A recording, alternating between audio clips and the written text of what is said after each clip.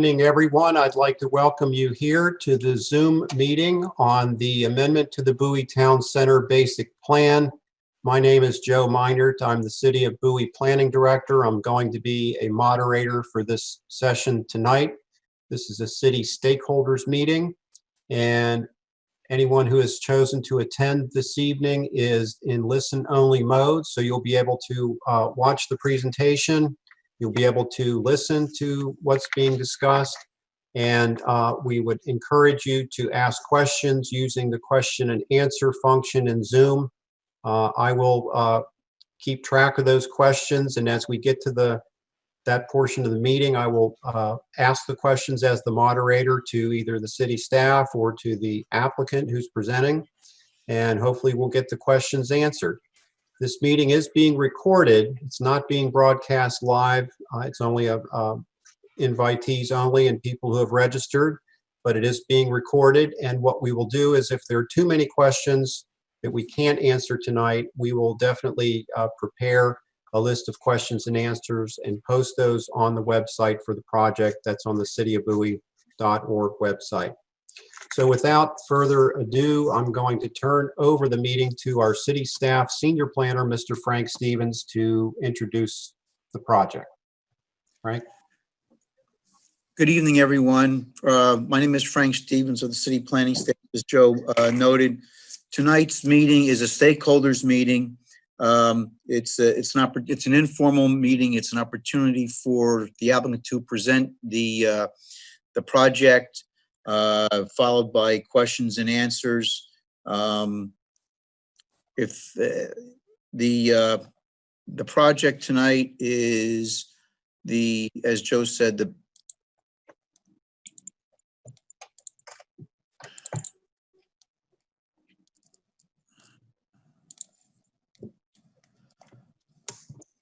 the Town Center Basic Plan Amendment.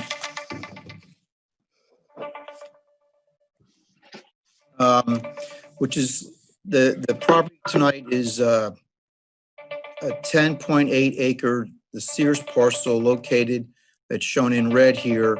It's right to the south of Maryland Route 197. Across the street are the office buildings and banks from the Bowie Corporate Center and some residential townhouses. And to the west is the retail component of the Bowie Town Center. To the immediate east is the Best Buy retail store. The property is zoned MAC, Major Activity Center, in a comprehensive design zone.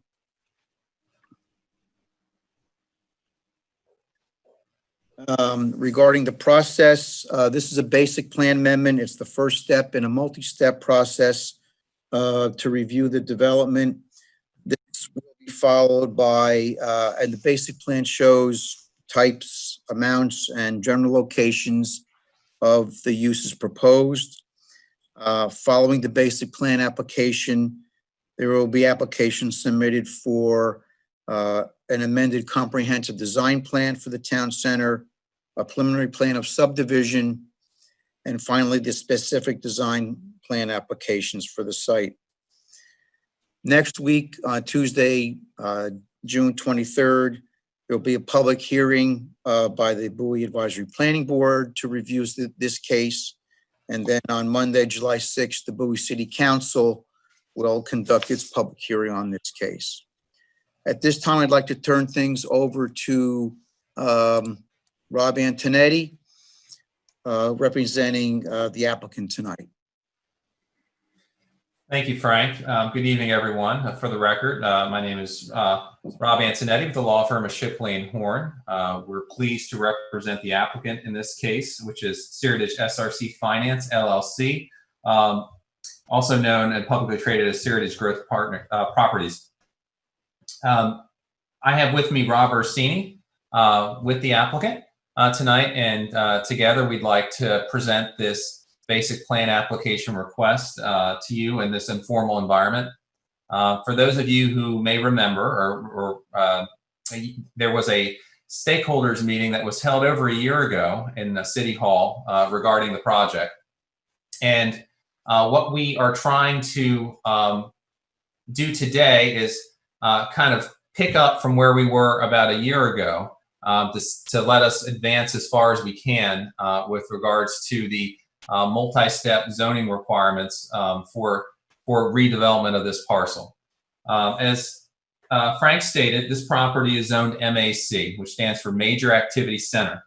The Bowie Town Center is a project that's 274 acres in the MAC zone. There's a small portion that's in the RS zone. The property was initially zoned MAC in 1975. So there was a basic plan approved as part of a council resolution in 1975. At that time, there was an approval in the MAC zone for commercial retail, office, and residential uses. The commercial retail maximum square footage that was allowed in that basic plan in 1975 was 1,225,000 square feet. There was also up to 900,000 square feet of office that was authorized in the initial basic plan. The basic plan also included residential. Before I get to those numbers, though, I do want to mention that in 1982, the original basic plan from 1975 was amended, and then it was subsequently amended again in 1988 to change some of the densities and/or intensities of non-residential uses. The numbers I read for commercial, retail, and office are, again, they're constant. They're the same as today. 1,225,000 square feet maximum allowed, 900,000 square feet of office allowed. In 1988, the maximum residential yield was 1,420 units. Today, as we stand, the Bowie Town Center, the Bowie New Town Center, as it was known at that time, is mostly developed. And it's has developed in terms of residential units, 1,290 residential units. So that leaves from the original basic plan a surplus of 130 residential units that haven't been allocated. What we are doing today is we are focusing on the core of the Bowie Town Center basic plan. We're specifically looking at the Sears Parcel, which is, for those of you who've been to the retail center, the Sears building is to your right. It's outlined in the Sears Parcel, which is owned by the applicant. It's a little over 10.8 acres, and it includes the BJ's restaurant, which was a redevelopment of the Sears Automotive Center. The Sears building is vacant. Sears closed. I think you've all are aware of that and some of the situations going on with Sears specifically and retail generally. What's going on right now with the pandemic, has put additional pressures on retail, which has made it very challenging to find a way to reutilize this site. And I'll let Mr. Orsini speak to that after I give this orientation. What we're doing today is we are in the first step of the really three-step zoning process required for the MAC zone in order to bring something to development. The first step is a basic plan. And while it's been amended 3 times, we're looking to amend it one more time to specifically increase the residential density allowed in the Bowie New Town Center.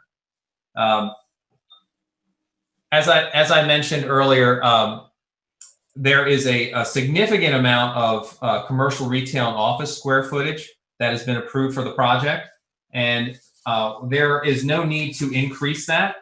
Because there's ample surplus available for the project to utilize retail and office if the market would support it. Here you have some pictures of the relatively recent pictures of the Sears building, showing it is now closed and vacant.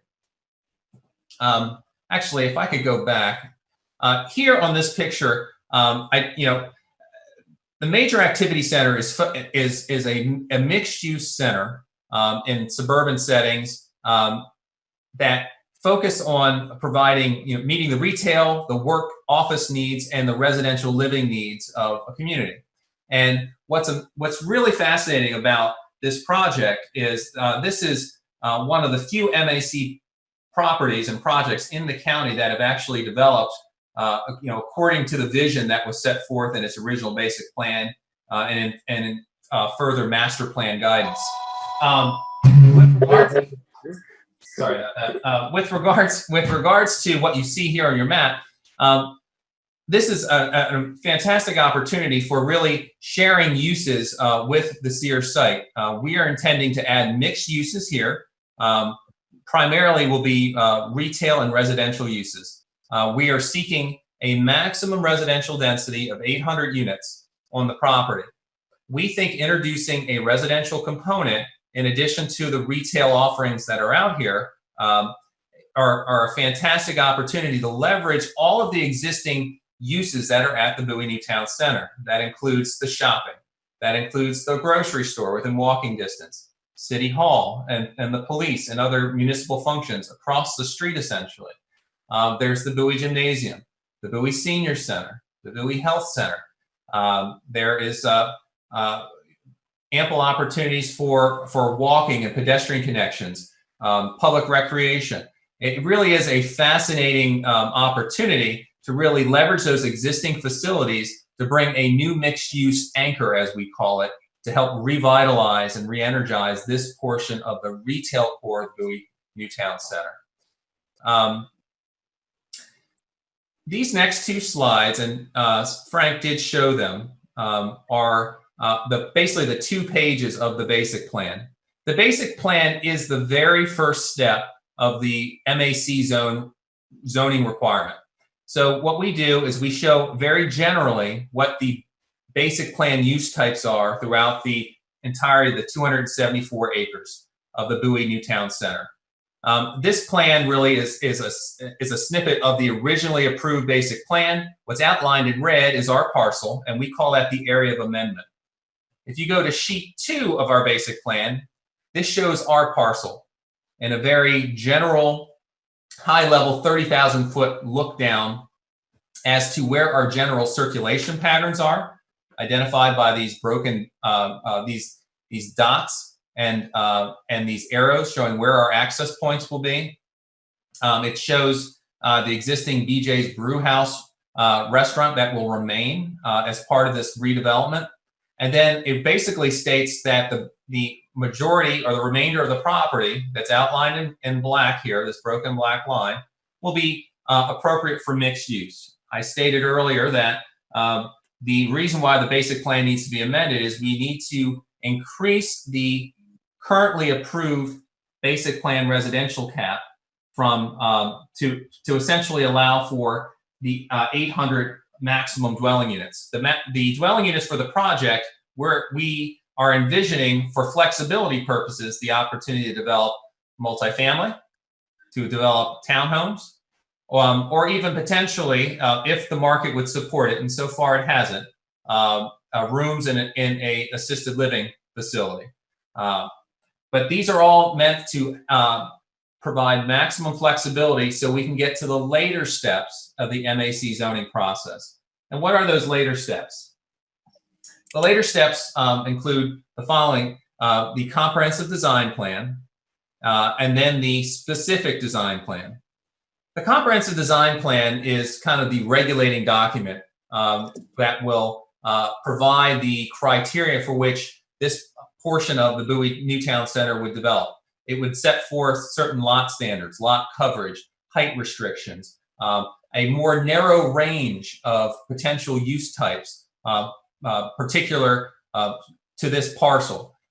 It will set forth that criteria, which would then be interpreted and implied at the third stage of the MAC zoning process, which is the specific design plan. Now, this is the heart of your development application process in terms of it provides the details of what the buildings will look like, how many units are proposed, what types of units would be proposed, details such as landscaping, lighting, colors of materials, types of materials, how parking will be provided. That is all reflected, lighting, I'm sorry, as well. Recreational amenities specifically that will be provided and when. Those are all details of the specific design plan, which is the third stage of the comprehensive design zone or MAC zone application entitlement process. Again, we're back to the very first one, which again is a very general building envelope basic plan. It's basic in every way. So you may be asking yourselves, well, what specifically are you proposing here in terms of the units? What will they look like? How many will there be? All we're doing right now is really setting a ceiling for what could possibly happen here. And for us, we're indicating that this site would develop with no more than 800 residential units, in addition to retail uses and potentially some office uses if the market would support it. Mr. Ursini can talk a bit about what the market response has been since really our last stakeholders meeting over a year ago. But again, we're envisioning complementary retail opportunities, particularly restaurants is a hope in terms of pad sites, and nice restaurants, good opportunities for dining within the city, white tablecloth restaurants, things that would be inviting, create a real sense of place for current residents and future residents within the Bowie New Town Center. Here are just some possible examples of what could happen. And these types of details, this imagery, will be reinforced with specifics when we again get to that later specific design plan phase. Here are some possibilities for residential. Again, these are townhouses, a bit more urban looking. To the right, to the left, you have some neo-traditional looking townhouses, which will have their own parking opportunities. If we develop with townhouses, as you can imagine, we only have 10.8 acres. There's no conceivable way we can hit a maximum of 800 dwelling units. But we also have the opportunity to have multifamily through our proposal. We don't know, what the mix will be, whether it will be a mix of multifamily or townhouse, or whether it would be all multifamily on a portion of this site, or all townhouses. If it's all townhouses, the density again would be much lower than 800. But we really are looking and testing the market to find a good partner that would want to bring this aspect of the mixed use anchor forward. But again, it is going to be a mixed use project. The details of that will be refined through the later stages. So there isn't much other than those general quantities that I stated in terms of residential, commercial, and office.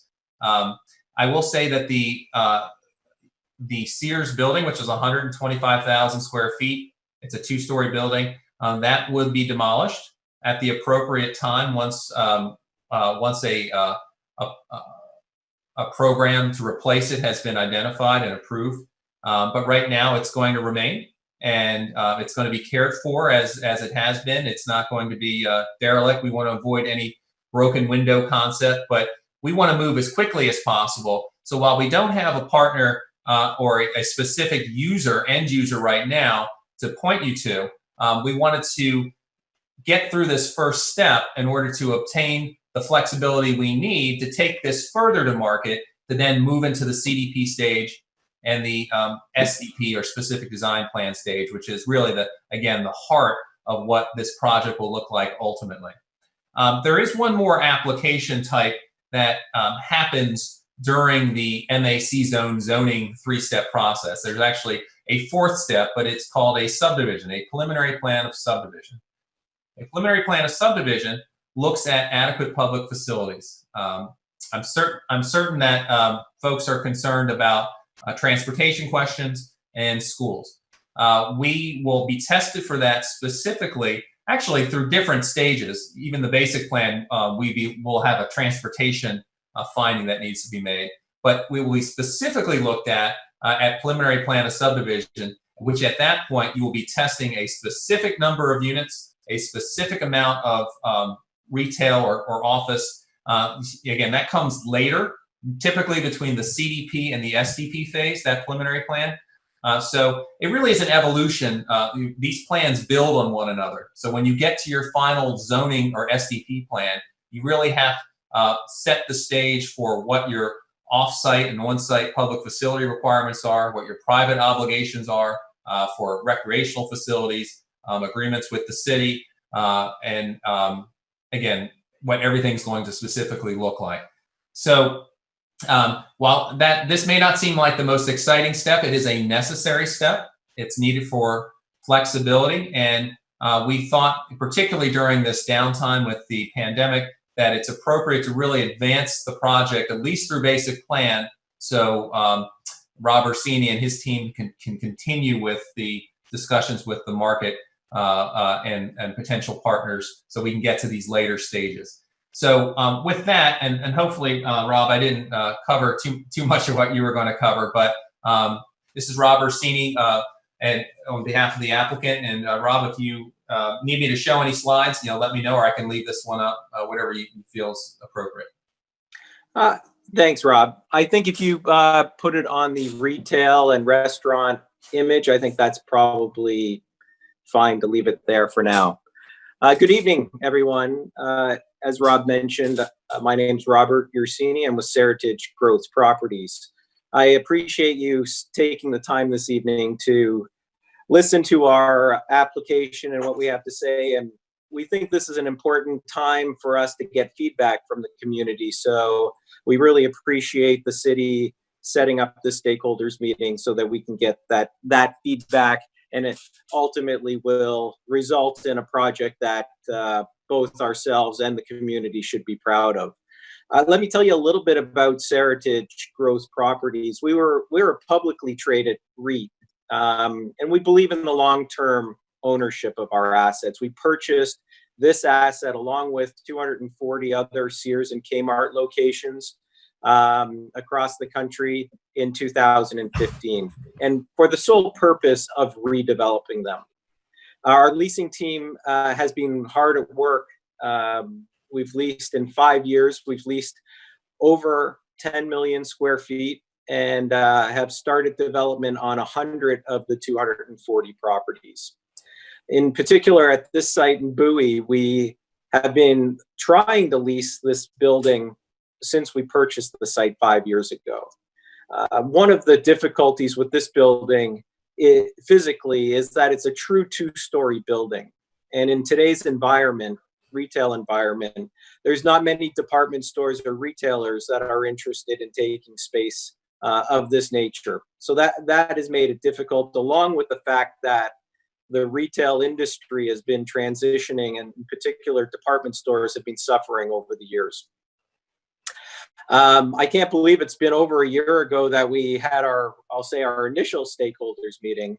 But at that stakeholders meeting, we discussed the mall industry and this transition that's been going on, and to the current events are even exasperating the situation further for those traditional department stores and many of the retailers and restaurants and theaters and entertainment venues.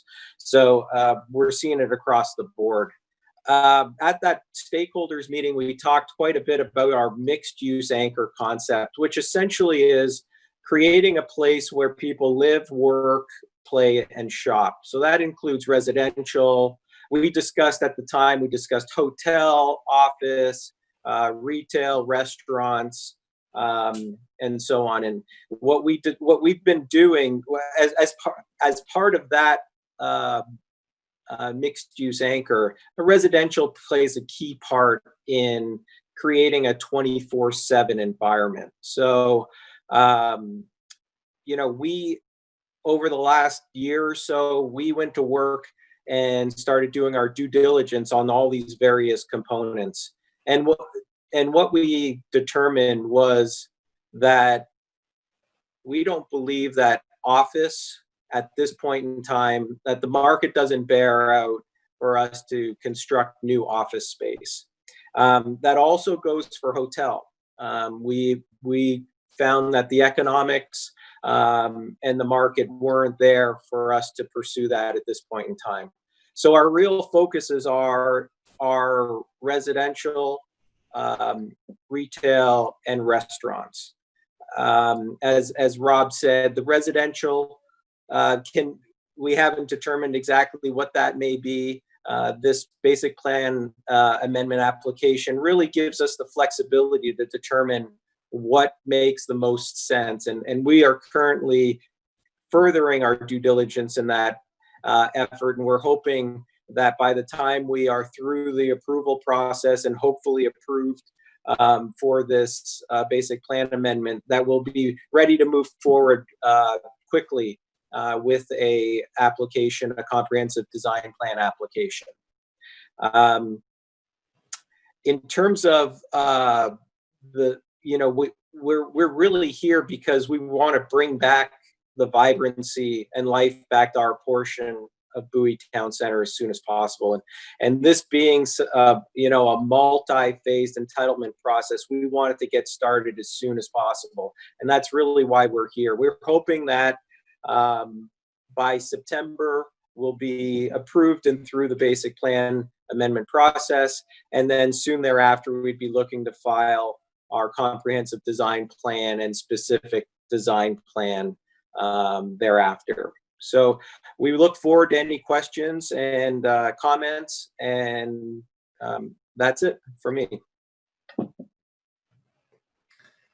Okay, let me take over for 1 second here. I'm Joe Minert, the City Planning Director, and I did introduce the meeting as we got started a little after 7 o'clock. I wanted to thank everyone for registering for this meeting. We have over 20 people who have registered and are on this call right now. And the way that we're going about the meeting is to encourage people to ask questions through the chat function. Everyone is in the listen-only mode. So at the bottom of your screen, if you hover over the bottom of the screen, there's a Q&A box. And if you can feel free to type in your question, I will read the questions and we will have the panelists respond. So we're up to 3 questions now. So let me go ahead and take a look at the first question. Okay, question number 1, this is for the developer. What standards for energy efficiency and minimizing greenhouse gas emissions will be used for the buildings? I'll answer that. I would say at this point in time, until we determine exactly what the buildings will be and which uses we'll be looking to utilize on the project, it's hard to determine. I would say that Seritage in general is our position is that we look to we look to the green standards and look to try to do our best with respect to energy efficiencies and greenhouse gas emissions, though. I would add to that, currently the mall area and this portion of the Sears Parcel has a lot of asphalt. There's an opportunity through the redevelopment here to break up that asphalt, that imperviousness, and employ the required environmental site design requirements for stormwater management, which requires smaller ESD devices, bioretention areas, and such that could help break up some of that situation, so that perhaps it would have a greener footprint as a mixed-use dense project, as opposed to its current situation, which is more of basically a retail building surrounded by asphalt parking. So, there's opportunities in that, but as Rob stated, certainly as we advance through the project, we'll be evaluated for stormwater management and meeting those requirements, and as well as the specific green elements of the buildings as that construction type is determined. Okay, thank you for those answers. The next question, it's kind of a long one. It says 800 residential units on 11 acres will obviously require a lot of parking. That should be a concern for other retail tenants in the town center as well as nearby residential communities. Although the project is not yet at the CDP and SDP phases, what can you tell us about plans for parking at this point? And then also, a follow-up question was that the full school facility charge would apply in this case unless there are assisted living units in this plan. Rob? Yeah, I'll take a shot first, Rob. In terms of 800 units on 11 acres, you're absolutely correct. That's a lot of density on an 11-acre parcel. If we were talking about that number of residential units, you'd have to go to structured parking. We would have to park our site independent of the rest of the mall and make sure that it parks, to code. So we would have to create the parking on our site. As I said, if it's upwards of 800 units, you're definitely looking to structured parking in order to do that. So it all depends on how many units we ultimately will be proposing, but it could be anywhere from structured parking with a fairly dense unit count down to townhomes, which would probably be surface parked. Rob, I don't know if you want to mention for a minute the kind of the relationship and interaction with the remaining mall ownership in terms of how they view this and view this opportunity for the redevelopment of the Sears parcel. I'm sorry. I was saying with regards to the remaining owner and Yes. or owners within the Bowie Town Center, the retail core, they are supportive of this project, and I know you've had more conversation with them and what their expectations of how our site would interact with theirs and hopefully enhance it. Yes, Washington Prime Group has expressed support for us moving forward with redevelopment plans here, and so I would envision them being supportive through the project and seeing as opposed to an empty Sears building, seeing some life and vibrancy at this end of the center. Thank you. With regards to the school facility surcharge, just quickly, yeah, that would apply according to county law. So if it's a qualifying unit, and for example, an assisted living unit does not pay a school facility surcharge, but the current for units that it applies to, I believe it's almost around $16,800 per unit. So for those eligible units, yes, they would have to pay the full school facility surcharge for those that are required under county law. Okay, and just to follow up on that, another participant asked, how would the new units affect the surrounding schools, especially in light of the addition of other development projects such as those at Melford? Rob Antonetti, do you think you can talk about that? Sure.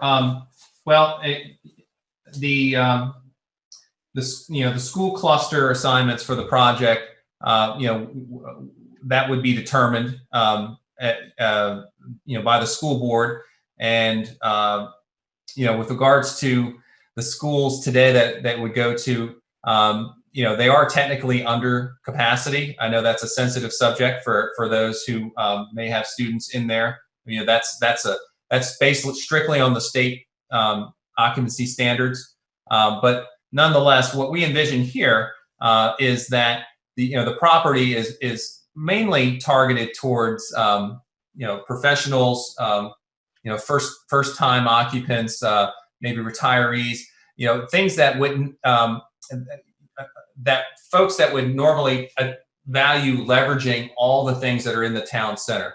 That wouldn't necessarily mean that it's something that would be a big attractive draw for young families, something that would create a huge student population. Certainly, we're not excluding that possibility, but we're hopeful that this would target a demographic that would be able to kind of looking more for the mixed use footprint, kind of the outdoor room opportunities, the walkable amenities, and so we think that primarily that this wouldn't be creating a large student population. Nonetheless, it is a process. I mentioned just the entitlement process itself.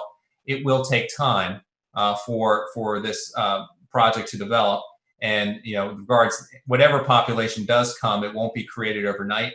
It'll be a gradual thing. So we'll have to keep an eye on what the school cluster assignments are, what the occupancy levels are. But according to county code, pursuant to the earlier question, this project per residential dwelling unit, the ones that are required to will pay the school facility surcharge at the appropriate building permit. Okay, thank you, Rob. I think this is a good question for Rob Ursini. What is the project break ground date if all approvals go as planned? I might pass that off to Rob Antonetti to give. He might be able to give a better answer to that question. Well, so we mentioned there it is a formidable entitlement process. We're looking at least 4 land use applications to proceed forward. I think at the earliest, those entitlements could be secured in 24 months. That's just being realistic to go through the multi-layered hearings, not just the hearings with the city, but through the county planning board and the zoning hearing examiner for the basic plan, for example, and then ultimately, potentially, the district council for different aspects of the entitlement plan. So we're thinking from there. You would then proceed to building permit review, depending on who the users are. They could be in separate buildings, so that would necessitate separate building permit reviews. And those typically take, depending on the building type, could take 4 to 6 months for a permit review. So I think you might be looking at breaking ground, 24 months plus, really to 24 to 32 months before you can really start breaking ground in earnest. We want to thoughtfully lay this out. We want to make sure we have the right users, the right form, that this is a lasting benefit as a true mixed use anchor to really, not only be beneficial to our portion of the Bowie Town Center, but really elevate the remaining balance of the retail center and the Bowie Town Center overall. So it's a deliberate process. It takes time, but we're committed to it, and that's why it's so important that we start now with this basic plan to really set the outside parameters. So when we find the right partner and user to move forward, we've already advanced into the entitlement area.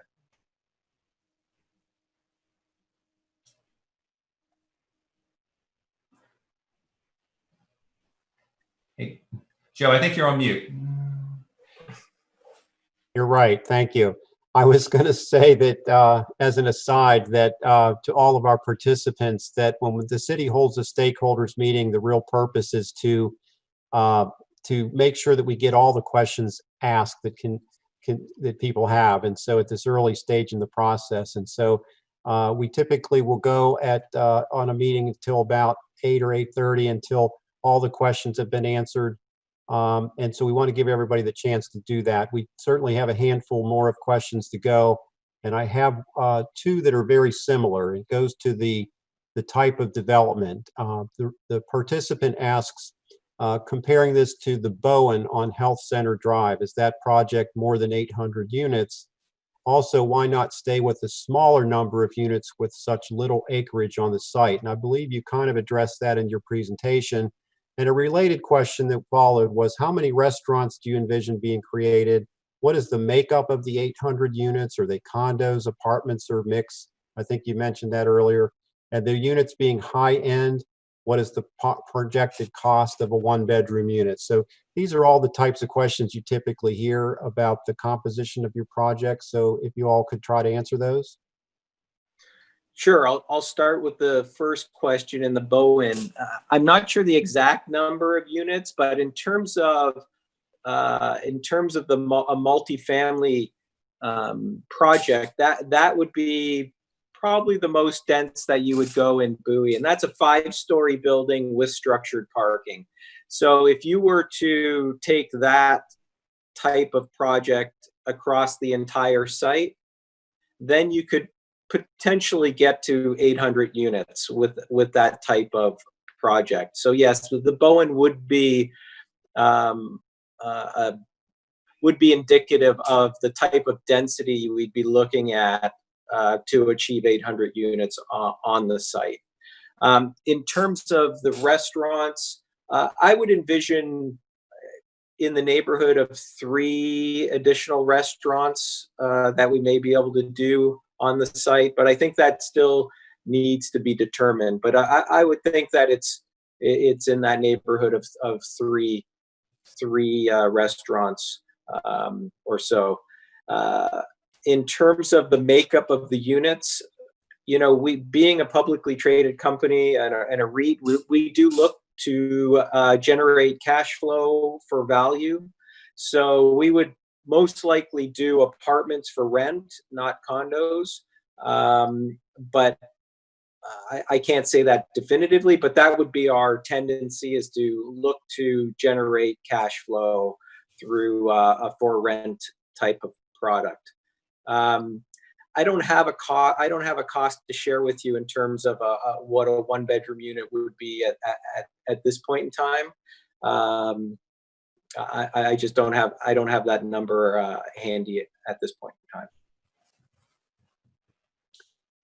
Okay, one question that came up was, will the presentation be available online after this meeting? I did state at the beginning of the, when we kicked off at 7 o'clock, that the meeting is being recorded tonight. It's not an actual live broadcast, but we're recording it.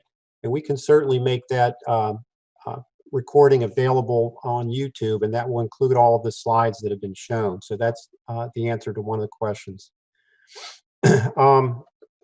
We have a handful more of questions. They keep coming. There are rumors that Bowie Town Center is dying due to the poor performance of the retail centers. Are there plans to acquire the entire center? There are no plans from Seritage's point of view to purchase the entire town center. My understanding is that this is a fairly well-performing asset for Washington Prime, and I have not heard those rumors with respect to it being a dying center and poor performance. And also, Rob, there's a follow-up question. Someone heard that Macy's may be closing, and would there be any plans that you have to acquire that space if it becomes available? Again, I don't think there's any plans at this point in time. And I haven't heard that. I haven't heard that about Macy's here as of yet.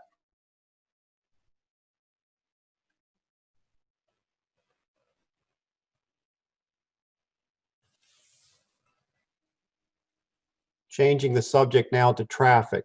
What impact will the project have on local traffic? Would provisions be made to reduce traffic impact in the area? So with regards to traffic, we have commissioned a traffic study, a traffic impact analysis that was prepared, studying the impact of additional residential units on the site.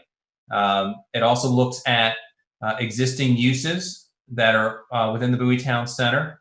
It also included as background considerations, basically things that are considered developed even though they're not, the kind of the maximum retail and office square footages that are surplus that haven't been utilized but were approved with the basic plan. That's significant because it really is the most conservative view you can take in terms of analyzing traffic from what we're proposing, including everything that exists and everything that could exist under the initial basic plan approvals. The study essentially showed, using the guidelines from the traffic design guidelines of the county, which are the requirements here, that we studied 7 intersections, critical intersections, pursuant to a scoping agreement with the county's planning department. And essentially, in a nutshell, the roads were deemed adequate for the travel patterns that would be indicative of a mixed-use anchor with residential. Primarily, the allocation or trip distribution showed the majority of trips utilizing either US 50 from 197 or US 301 from 197. The majority would be US 50 heading east or west. And the intersections and the infrastructure that's there is essentially deemed adequate at levels of service that are deemed adequate to meet the county's testing requirements for those studied intersections that we were required to study. In terms of mix of use and sharing of trips, that Mixed use is, you've heard it before, is not a fad, right? This is, the time of kind of single use projects, whether it be all retail, whether it be all just residential or all office. That really is not the predominant methodology for moving forward. It's not as green. It's not as flexible to change to market demands. And what you have here is the installation potentially of residential uses in something that was, a single use area for retail only. And what that offers is the opportunity, again, to leverage the amenities or the existing uses in the town center, including office, retail, whatever, to reduce trips from the road, where folks who live here not only support the uses that are within the mixed use core, but they also walk to those uses or use different modes of transportation to get there. So will it take all the trips off the road? No.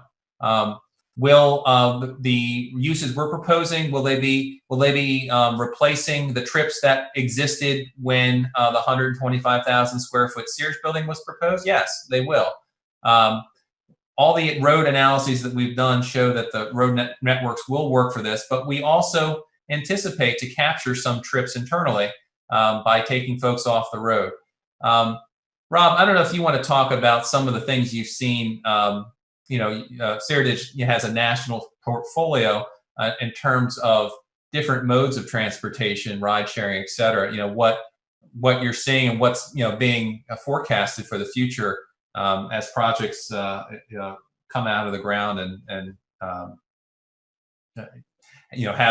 have those opportunities. What are you seeing or hearing in your development portfolio? Sure. Well, I concur with you in terms of the mix of uses and how you're able to spread out the traffic in a different way so that you don't end up with excessive peak traffic demands, which I think is important when you look at these mix of uses. I was also at an interesting convention last year talking about the future of parking in retail centers and traffic. And what was very interesting to me was they're projecting in 10 years that that the shopping centers will require up to 50% less parking because of the various ride share opportunities, even scooters, and different ways and different modes of transportation. And I think that will go a long way also to not only reducing parking on sites, but also reducing traffic on the surrounding roadways. Okay, we may have a few more questions about traffic and circulation, but I'm going to go to this one, which is really meant to educate some of our listeners. Many stakeholder participants are not familiar with some of the development terms being used and the players. Can you please explain the difference in the roles between Seritage and the partners/users? I'll answer that. When we talk about partners and users, we're really talking about potential tenants of ours or people occupying space within our projects. So that's really what we're talking about. Seritage being the owner developer, and partners, users being the occupants and tenants that we would be. We consider them partners because they're important to our success, as important to our success as anything. So that's what we're referring to when we talk partners to users. Okay, couple questions here related to the walkability of the project and the design of it. Will the developer work with the town center owner to increase the walkability from the proposed housing to the Safeway? Walking through a large parking lot as it currently exists is not friendly, but very car-centric.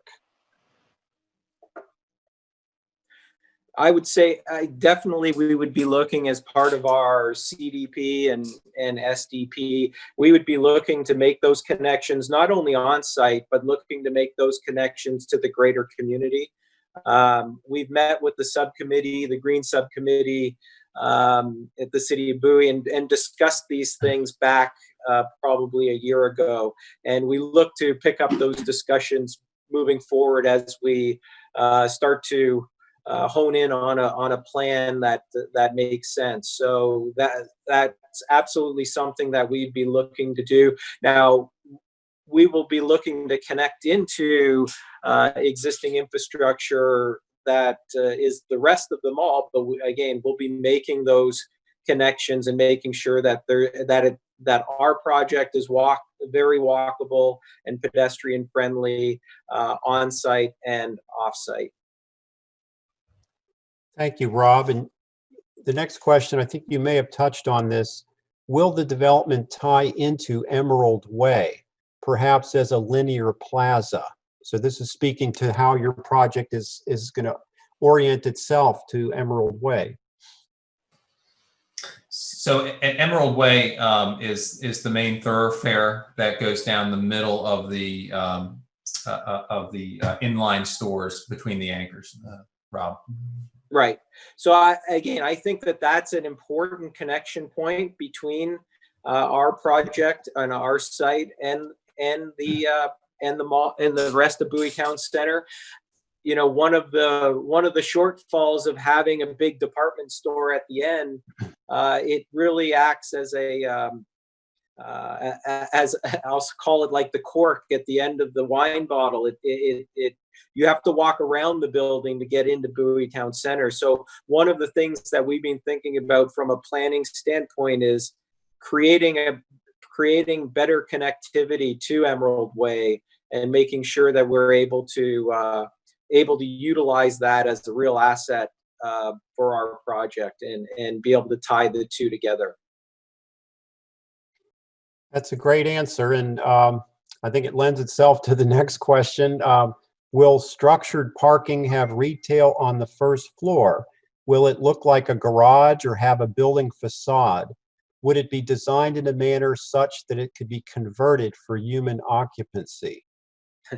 That's a very good question, because it sort of gets back to my point that I made earlier, that if the predictions are true and we're not going to need 50% of the parking spaces in the future, being able to convert some of these garages to occupiable uses is something that I know I've been thinking about in not only in this project, but been thinking about it in the larger context of some of the other projects we're looking at.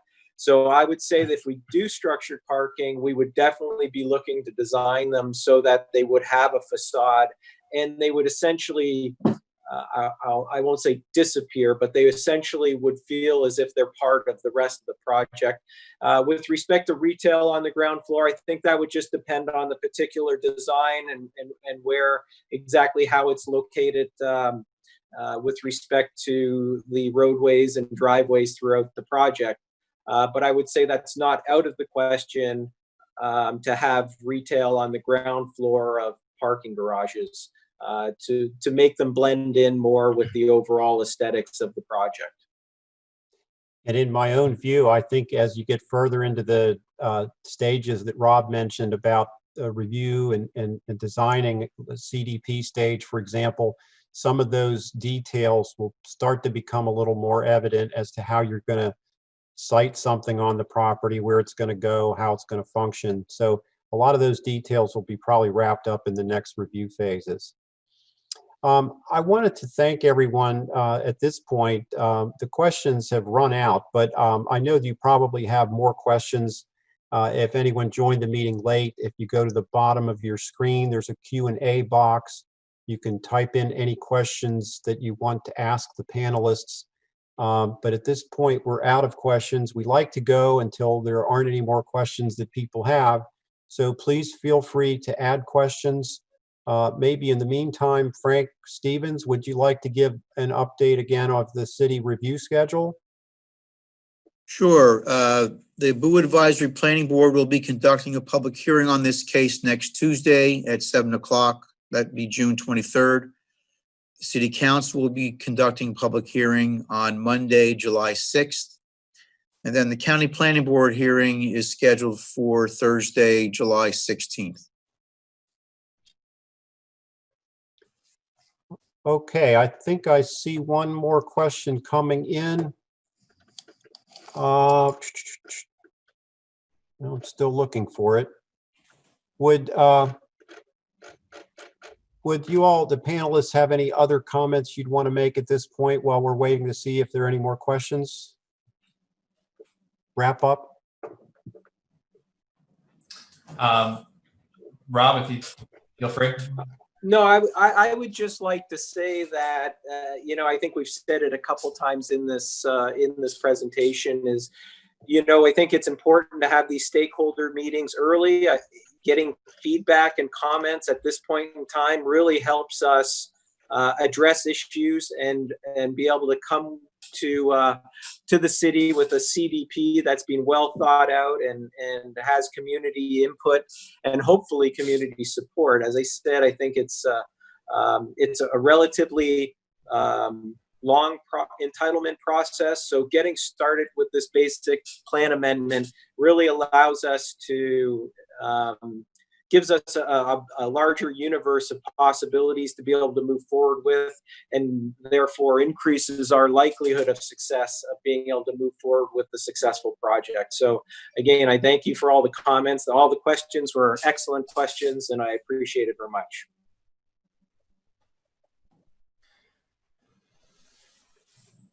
Thank you. I echo your sentiments, Rob, and appreciate the forum. Joe and Frank, thank you for inviting us to this meeting, and certainly we're able to answer questions as they come or beyond this meeting. This is a beginning of a process, as we stated. It's a long process, but if thoughtfully done, we're looking forward to having a lasting, successful project here in the Bowie Newtown Center. So thank you for allowing us to come tonight. Okay, I did mention that there was a question coming in, and just one or two more questions before we go. The question that was asked was, what percentage of minority-owned business will Seritage use if moving forward?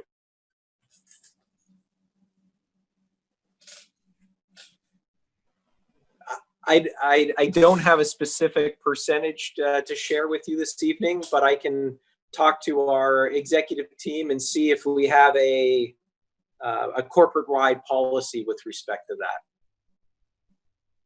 that. Okay, appreciate that answer. Let's see. Are there any requirements to use local contractors? And is district council approval needed for any of the review phases? So district council approval is needed for the basic plan, the comprehensive design plan, and potentially the specific design plan if they choose to review the matter. The preliminary plan of subdivisions in the exclusive jurisdiction of the county planning board.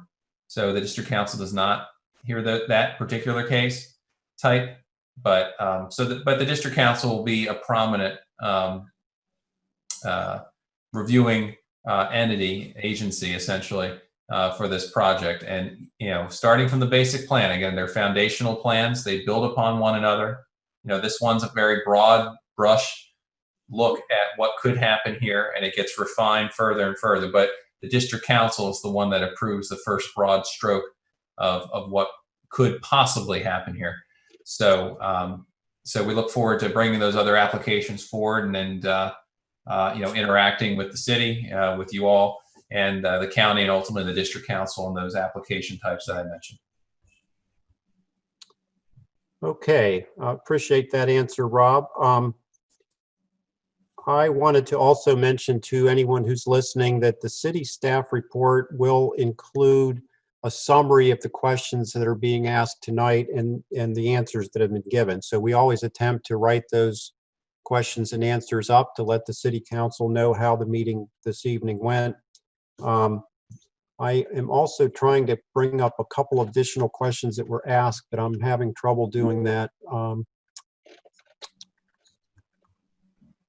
So I believe we're probably finished at this point, and we will attempt to answer any other questions that come in, as I mentioned, on our website. So I'd like to close the meeting at this point, unless there anything else the panelists want to add. No, thank you. Thank Okay, you. well, we appreciate your time tonight and appreciate the time of all those who chose to tune into this meeting. Recording will be placed on our website as soon as we can get that up on the project, Sears Project website. And thank you for joining us tonight, and continue to participate through the city's public hearings in the next couple weeks. So thank you and good night, everyone.